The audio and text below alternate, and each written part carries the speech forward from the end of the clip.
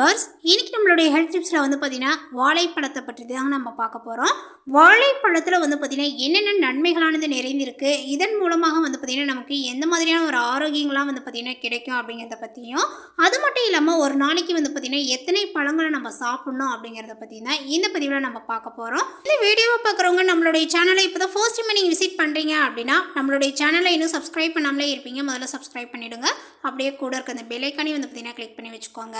அப்போ தான் நம்மளுடைய சேனலில் கொடுக்கக்கூடிய அனைத்து ஹெல்த் டிப்ஸுமே உங்களுக்கு நோட்டிஃபிகேஷனாக வரும். அதையும் நீங்கள் பார்த்து பயனடையலாம். ஓகே ஃப்ரெண்ட்ஸ், இப்போ நம்ம வீடியோக்குள்ளே போகலாம். தினமும் ஒரு பழுத்த வாழைப்பழத்தை நம்ம சாப்பிட்றதுனால இரத்த அழுத்தம், சிறுநீரக கற்கள், முழங்கால் வலி மற்றும் இதய நோய்கள் வராமல் வந்து பார்த்திங்கன்னா தடுக்க செய்யலாங்க. அதேபோல் இதை தவிர வந்து பார்த்திங்கன்னா பழுத்த வாழைப்பழத்தை சாப்பிட்றதுனால நம்மளோட உடலில் வந்து பார்த்திங்கன்னா புற்றுநோய் செல்களை உருவாவதை வந்து பார்த்திங்கன்னா தடுக்கப்படுது. பழுத்த வாழைப்பழத்தை சாப்பிட்றதுனால வந்து பார்த்திங்கன்னா சர்க்கரை நோய், இதய நோய்கள் மற்றும் வலிப்பு போன்ற நரம்பு அலர்ஜி குறைபாடுகளையும் பார்த்திங்கன்னா தடுக்க முடியுங்க. தினமுமே வந்து பார்த்திங்கன்னா பழுத்த வாழைப்பழம் சாப்பிட்றதுனால இதில் உள்ள அதிக நார்ச்சத்தானது வந்து பார்த்திங்கன்னா ஆரோக்கியமான செரிமானத்தையும் வந்து பார்த்திங்கன்னா தூண்டுகிறது.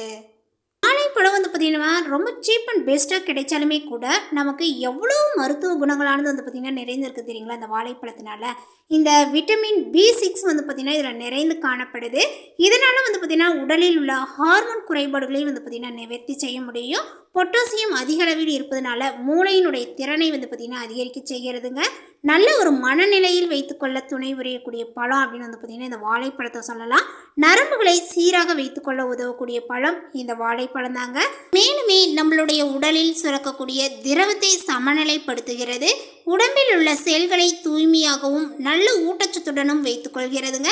வாழைப்பழத்தில் காணப்படக்கூடிய நார்ச்சத்துக்கள் குடலை சீராக வைக்கிறது.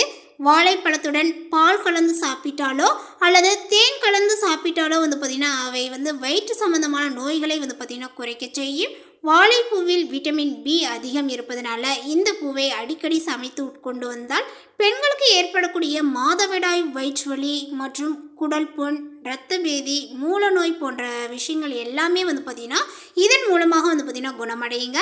வாழைப்பழத்தில் vitamin A, B, B2, C மற்றும் சுண்ணாம்பு சத்து ஆகியவை வந்து பார்த்திங்கன்னா இருக்கிறது. உணவில் எளிதில் ஜீரணிக்க செய்யக்கூடிய வாழைப்பழம் பித்தத்தை நீக்கக்கூடியதும் கூட. அதனால் வந்து பார்த்திங்கன்னா உடலில் இரத்தத்தை அதிகரிக்கவும் செய்கிறது.